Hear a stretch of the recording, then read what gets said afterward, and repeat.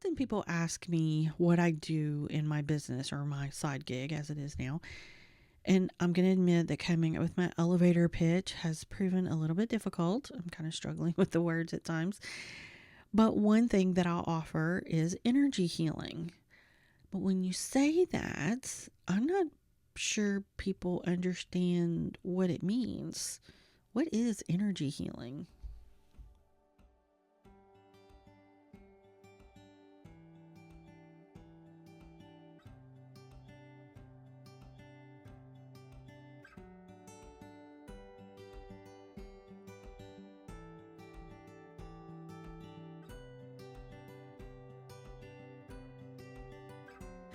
Welcome back to Soulful Wanderings, the space where we search for meaning in everyday life and honor the lessons that help us grow.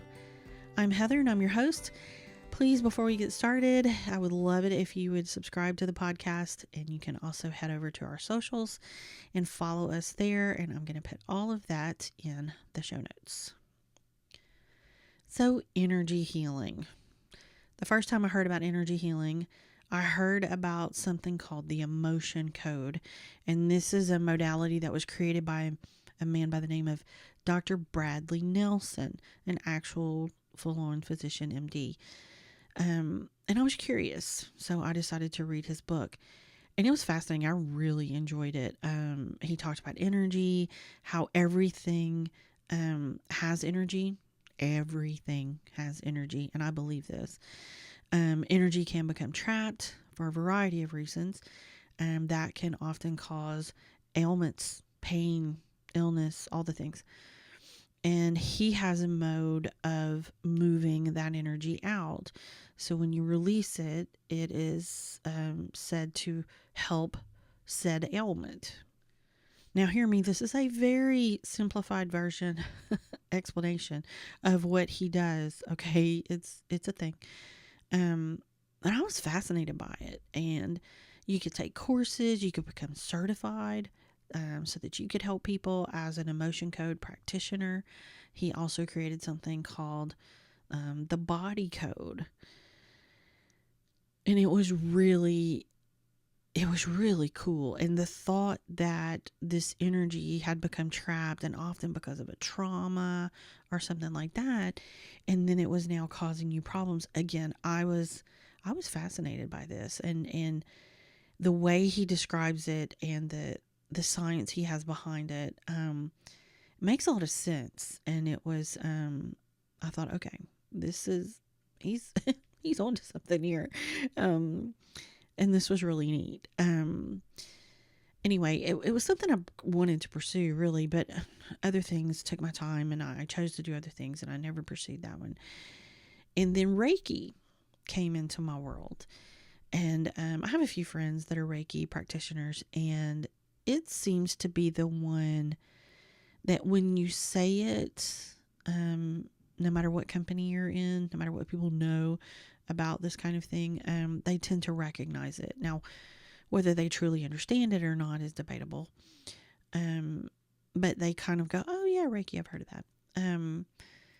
I went through almost all of a Reiki certification and never finished it. It was neat. I was really enjoying it. Just things happened and I just wasn't able to finish it. I think it just wasn't, it was a timing thing. It wasn't time for that, and it wasn't my thing at the time. But again, this idea of moving energy and working with energy to help people, fascinating, right? Then came the story we've told here where I was suffering with long COVID and thought I was dying and was introduced to Theta Healing. In this particular modality, which is the one that I use more often than not, you use a connection to the creator of all that is. To me, that's God.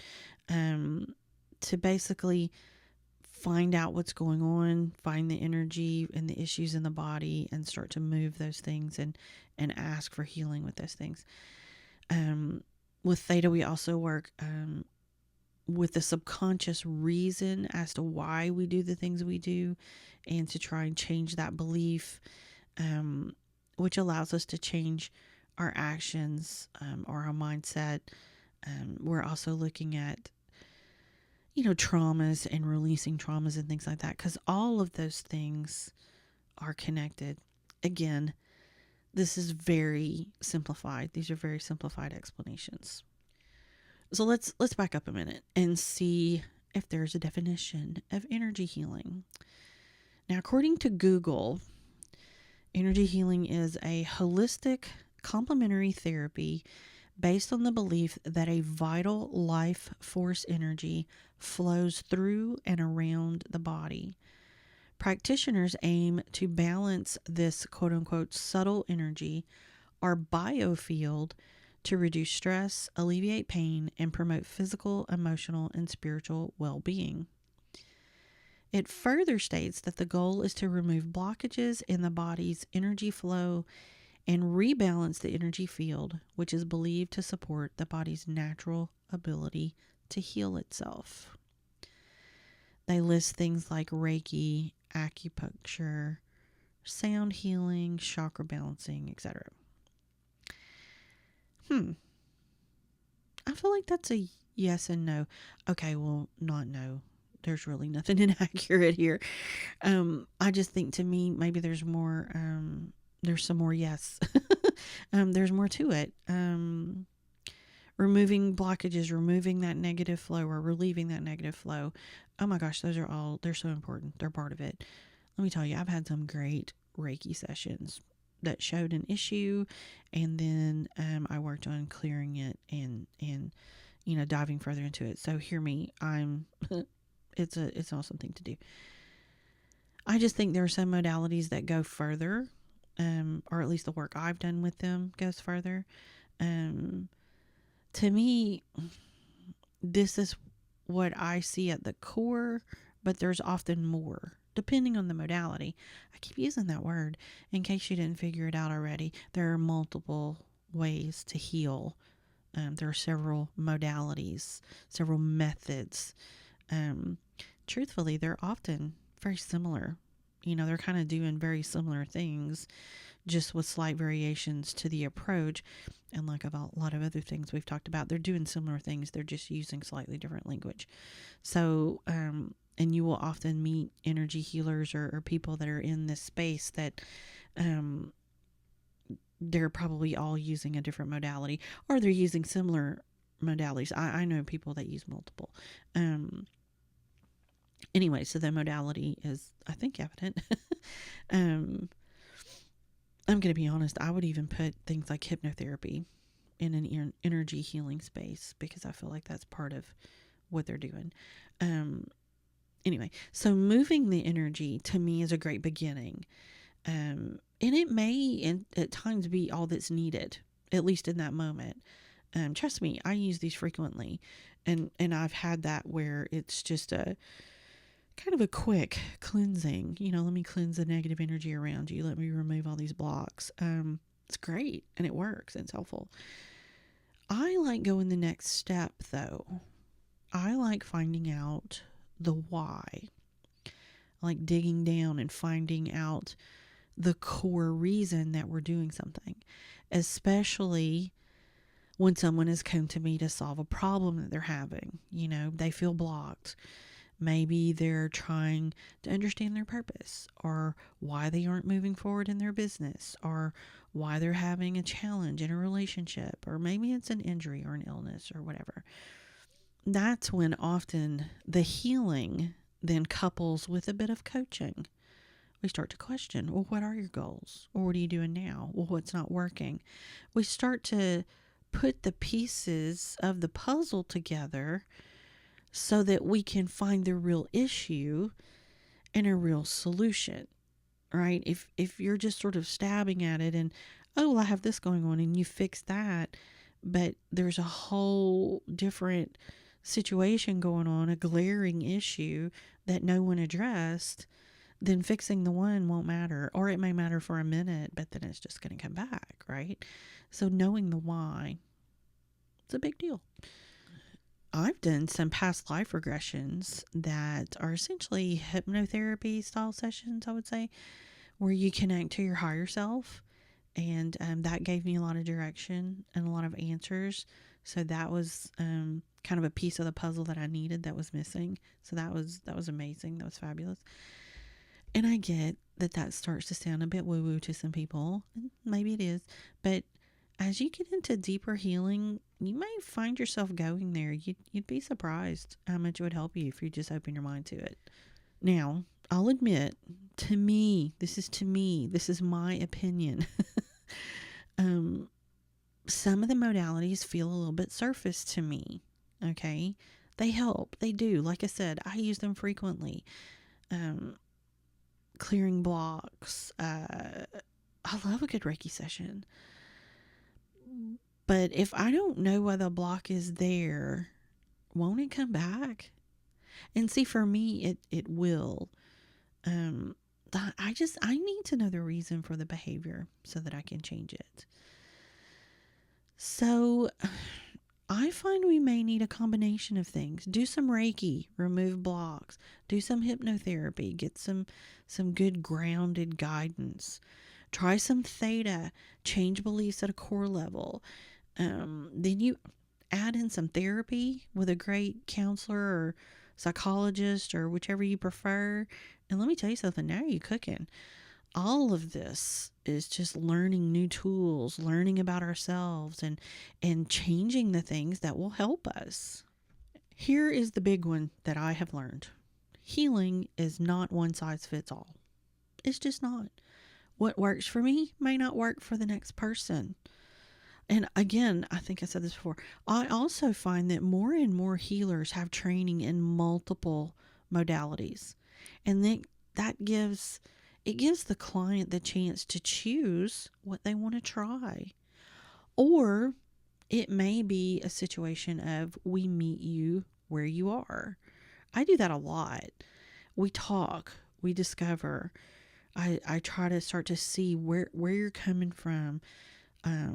What kind of issues are you having? Sometimes what you come to me for or what you think you're coming to me for is actually not what ultimately gets worked on. That's just where we started the conversation. But as we talk and discover those things, then we start to see what's going to work best with what's going on with you, right? Sometimes it's a mindset coaching session. And sometimes I drop kind of back into that business marketing mode. And before we know it, we're brainstorming your next steps, or I'm helping you create a framework. Sometimes it may be that we are releasing a trauma that we have found that's causing you to react a certain way to situations. Sometimes there's some conditioning or an event that happened that's caused you, again, you're reacting a certain way. And if we can start to look at that conditioning and change that way of thinking, then it may help you in the steps you're taking. So I know I'm trying not to get down into the weeds on this too much, but often it's just so different depending on the person and depending on what their needs are. And sometimes, yes, you can just answer one question and help them with that one thing. But there's just so many layers to healing and to growth and to just making the changes that you want to make. And at the end of the day, a lot of the energy healing I do, I feel like, is I'm helping you make changes so that you can heal you, right? I can change a belief all day long. We can talk about that all day long. We can do the mantras. We can do the affirmations. We can do all the things. But it's up to you to maintain that change, to recognize it when it comes up again, and to stay in the positive mindset or the positive change.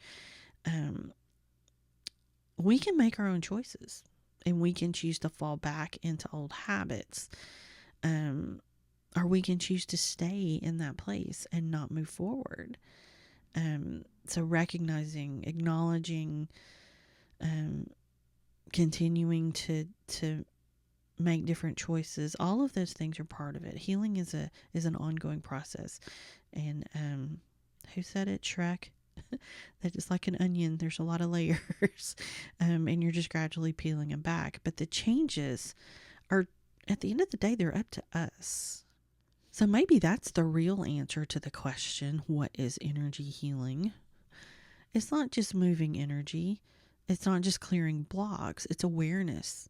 It's understanding. It's choosing something different when you finally see what's been running in the background. And sometimes it's having someone sit with you long enough to help you see what you couldn't see on your own. Because at the end of the day, no one heals for you. But having guidance, having tools, having someone reflect things back to you, that can change everything.